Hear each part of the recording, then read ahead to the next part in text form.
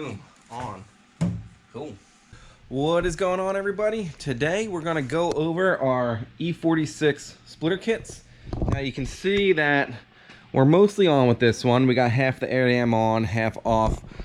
So this video is going to be a little bit of a sort of an install, but mainly I kind of just like show the kit. I don't think you need to see me do every single bolt to put every bracket on, but seeing where they all go. So if you get one, install should be much easier. So let's get to it.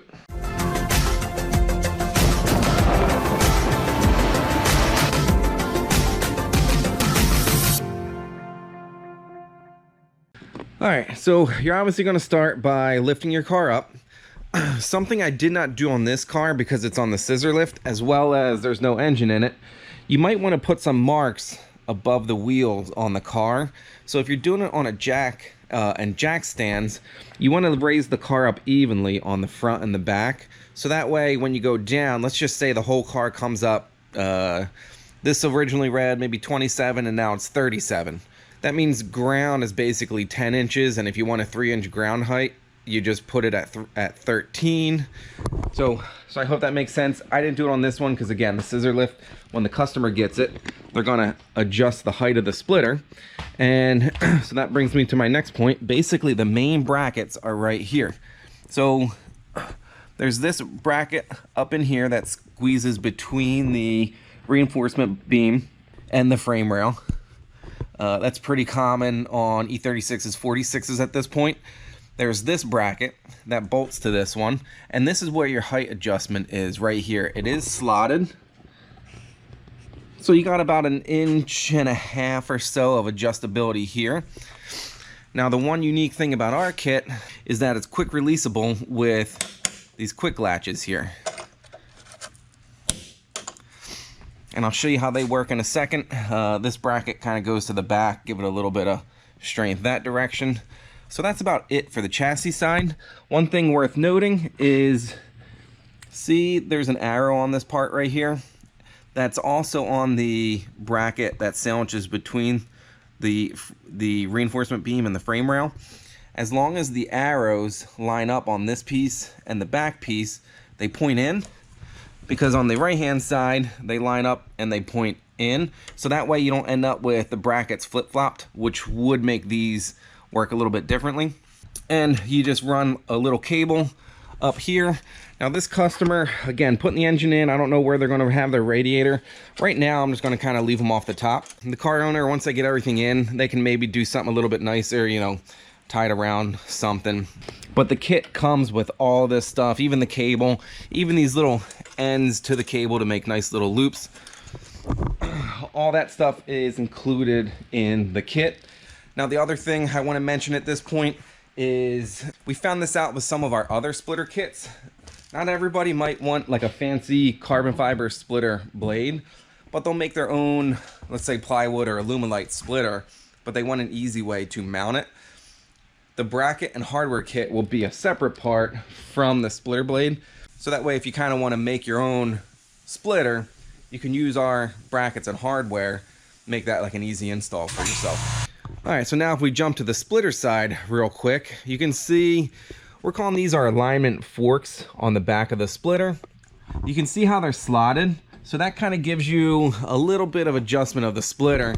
So in this case, it's a B-mod car, I believe, and they have a 4-inch rule. So on the website, you'll be able to order, this is a 68-inch wide B4, so it's a bumper 4 inches around the perimeter of the bumper. If you're running another class, you can, we can tweak that because, again, this is all made in-house. But with the age of these cars and the bumpers sometimes sitting on them a little bit wonky, I'll say, the splitter could be forward or backwards a little bit. So again, this slot gives you like almost 1 inch of forward or backwards maximums. And these 3 forks right here, we machine these little alignment studs right here in-house. So again, these come with the kit as well. And they're going to be the first brackets you're going to get on the splitter blade. Now underneath, so we do a little bit of a contour to the splitter, and those hard points are fixed in the splitter. So that means when you get this splitter, there'll be hard points right there. That'll be the same pretty much across the board. And the reason we chose these 3 holes on this aluminum under tray here, I put a post in our Instagram, and it was easily 10 to 1, if not 15 to 1, saying use the 3 holes on the aluminum under tray. The other thing I was thinking about was the holes on the steering rack. Only like 1 or 2 people suggested that one. So hence we're on the 3 holes on your aluminum under tray. Now if you have an aluminum under tray like this one that's a little bit banged up, you might need to kind of try and straighten stuff out. Fortunately, this customer, they just shipped us a good one. So that's what we got on there now.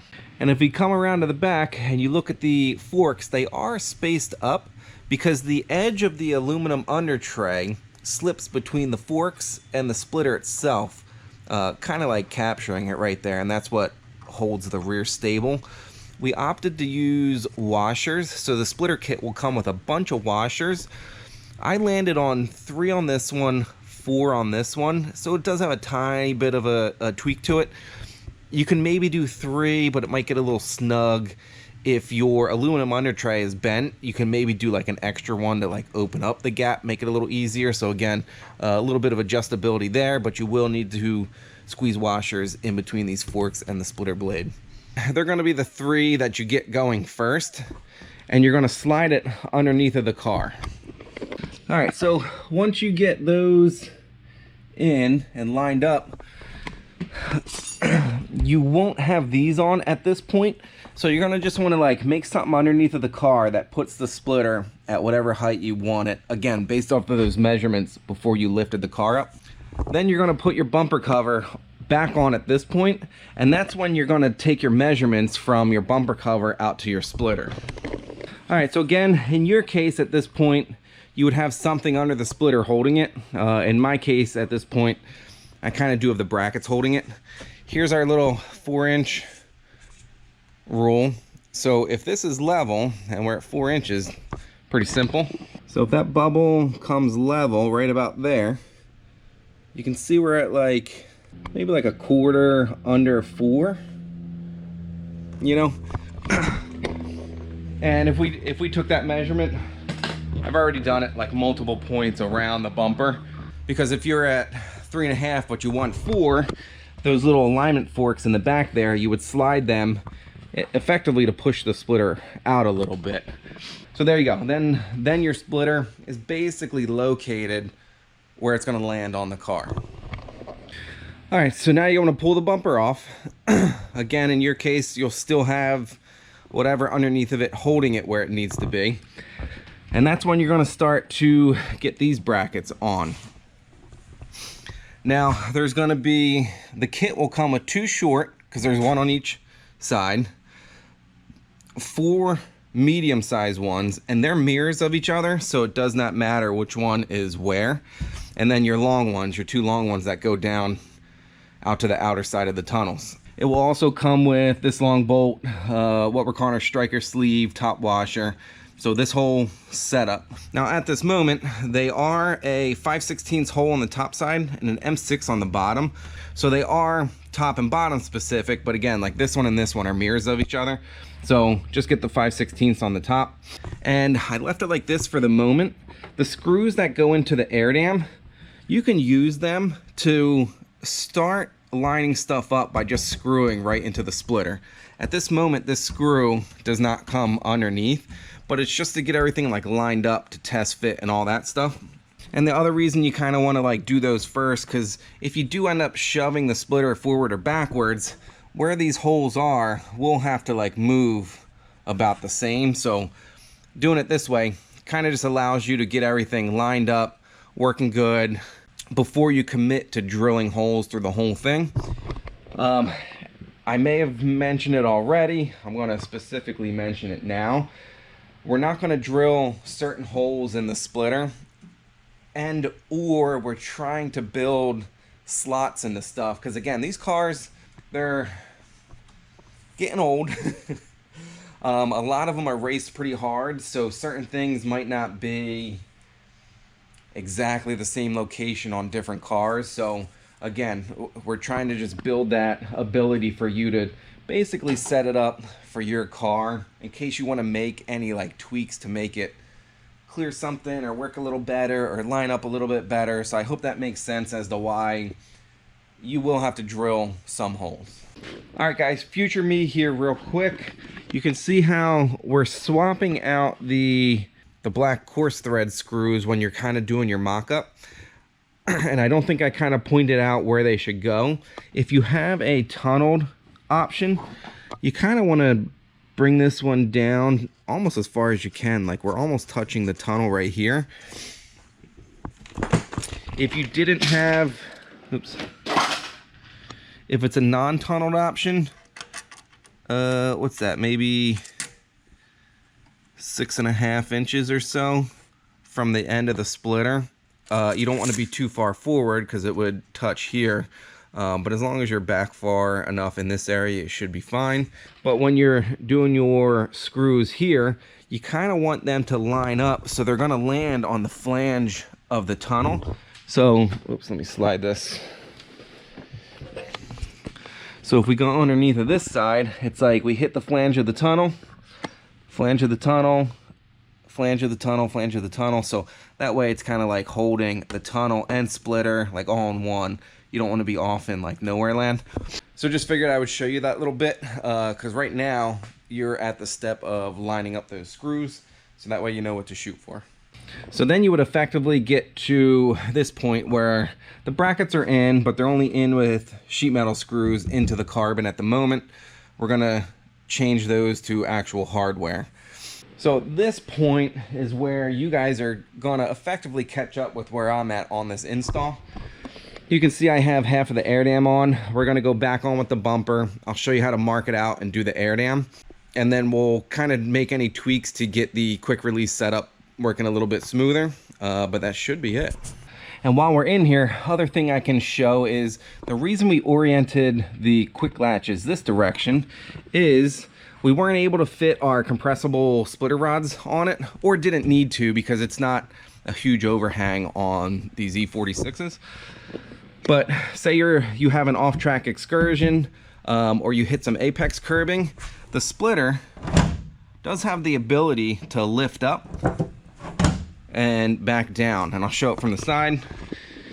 So instead of the splitter just shoveling into the ground, it'll give up a little bit.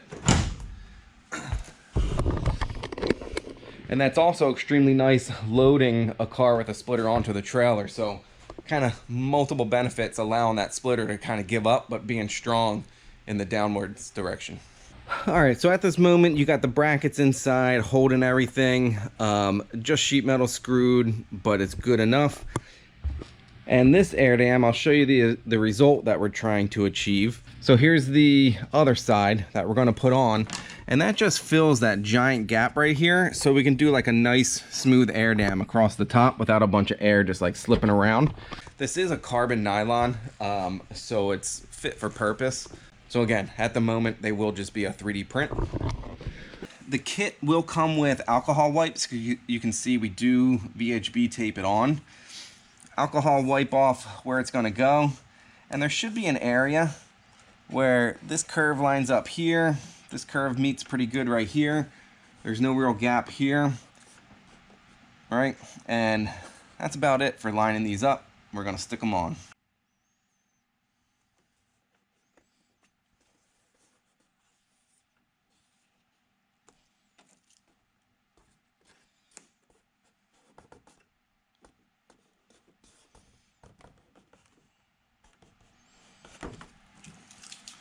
All right, so once we're calling these the gap filler. Once the gap filler is on, we're ready to mark out for our air dam.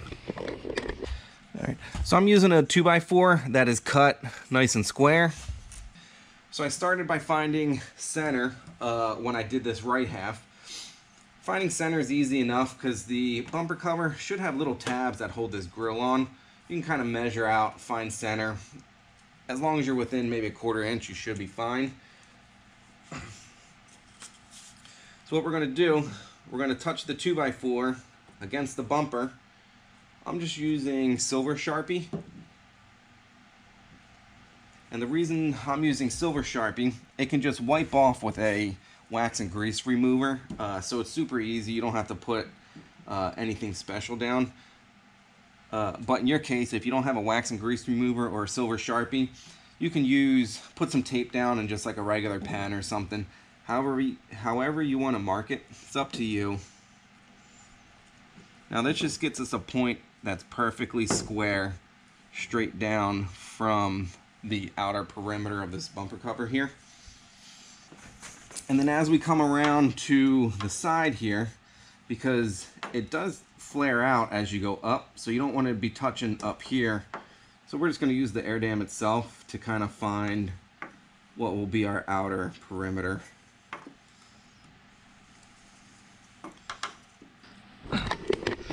Alright, so there you go. So just little Sharpie marks where our perimeter is going to be. So at this point, let's do the air dam. Alright, so when you do the air dam, the kit's going to come with a bunch of these aluminum L brackets and a ton of these J clips here, along with, you'll see black screws of 2 different lengths. So kind of a longer one and a shorter one. So to get going, again, I found center when it was back on the car. Put the J clip on the single hole side. You want the slot against the splitter, and so that way when you drill your hole, if you need to slide it in or out to mate up with the bumper nicely, you have that option. Now as far as drilling carbon, this is just a 3/16, or something odd, like a 13/64, I think. Don't go any higher than like a 7/16, or if you're into metric, like a 5mm or something like that. But there's nothing special about drilling carbon. A nice sharp, just a regular drill bit will get the job done. Alright, so I'm going to start by installing the first one. So the short screw goes through the air dam, the long screws go through the splitter. And I'm going to keep it to where I can turn it a little bit, but it's not super sloppy. And I'm lined up with I'm just in front of my silver Sharpie mark. Might be a little hard to see from your angle. And I'm just going to drill a hole about middle of the L bracket.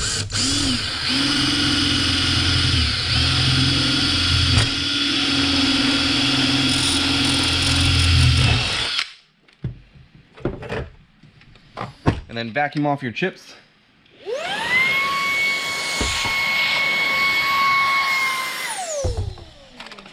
Install your J clip on the slotted side of the L bracket. Grab the longer screw. Oops, I want my horse here.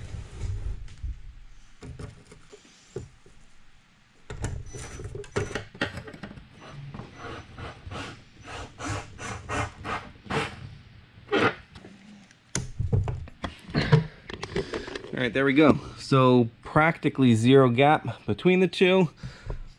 Practically zero gap along the splitter. So I'm just going to kind of repeat that process every single hole all the way around.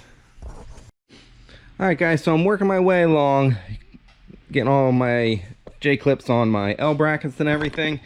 And I don't know if I showed it when it was off, but the outer air dam, one, you want to put it behind the center, obviously, because air is going to kind of hit it this way.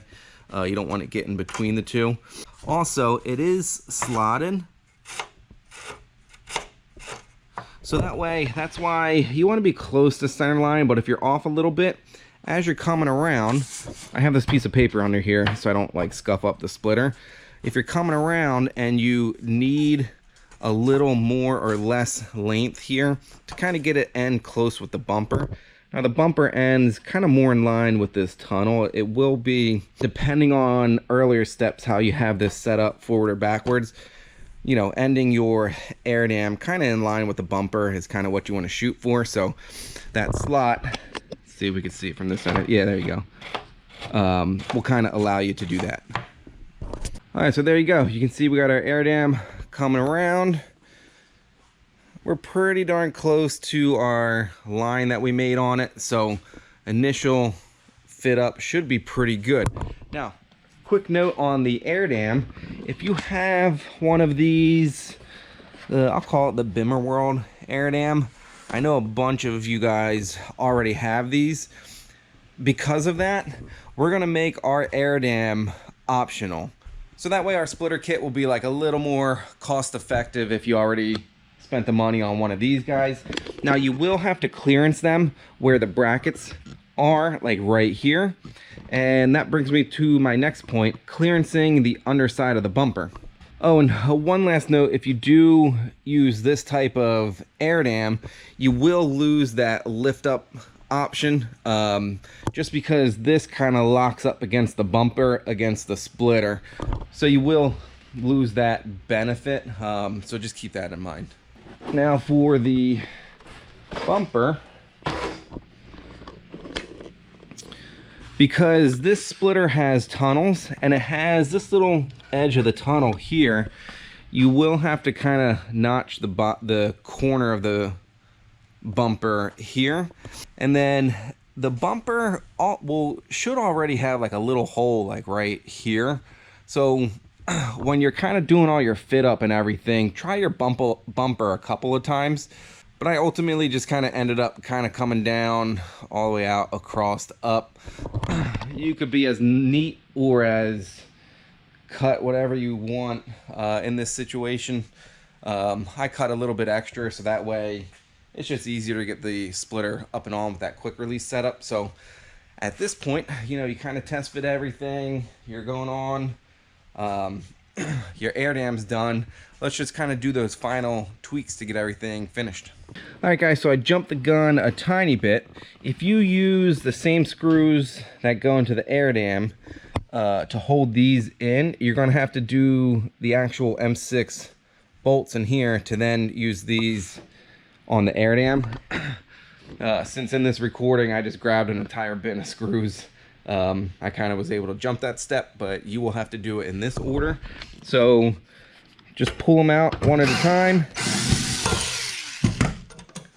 See, I had a tiny bit of spring on that one. So what I'm going to do, I'm going to hold it down, 1/4 inch hole through, and put a nut and bolt in. You can see how we're swapping out the black coarse thread screws when you're kind of doing your mock-up. So if we go underneath of this side, it's like we hit the flange of the tunnel, flange of the tunnel, flange of the tunnel, flange of the tunnel. So that way it's kind of like holding the tunnel and splitter like all in one. All right, so our aluminum scuff plates, you know, they're just a sacrificial disc that sits underneath of the splitter, you know, to prevent the carbon from getting beat up. What we're gonna do, center's easy to find because it's where the air dams come together. And our splitters have a proper radius underside here, so we can't be right on the edge. We need to go inboard about an inch from the edge.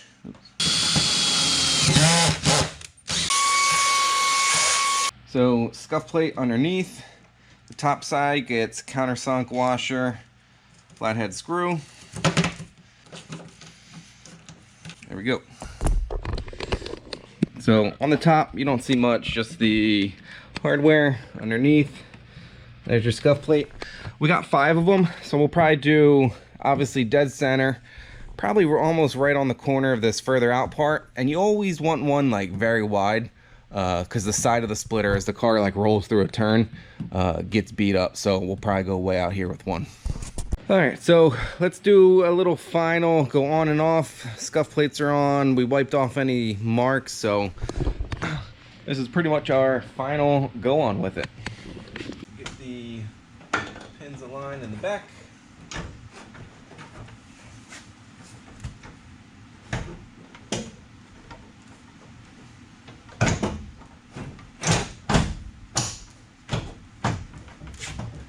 There you go.